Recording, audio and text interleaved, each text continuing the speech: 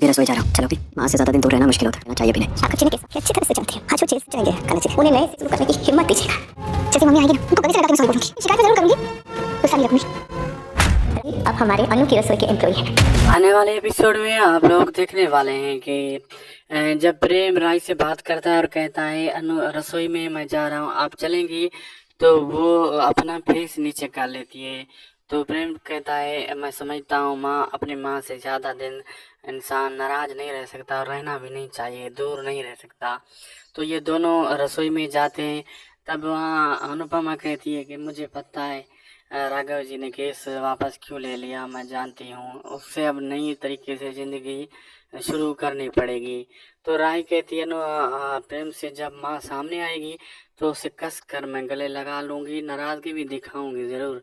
तो अनुपमा जैसे ही सामने आती है तो राय उसे कस कर गले लगाती है और अनुपमा बहुत खुश हो जाती है। तो राघव को देखकर अनुपमा कहती है कि राय को कहती है कि अनुक रसाई का आज से एम्प्लॉय राघव होगा। और ये बात सुनकर राही के मन में एक बार फिर से डर बैठ जाता है।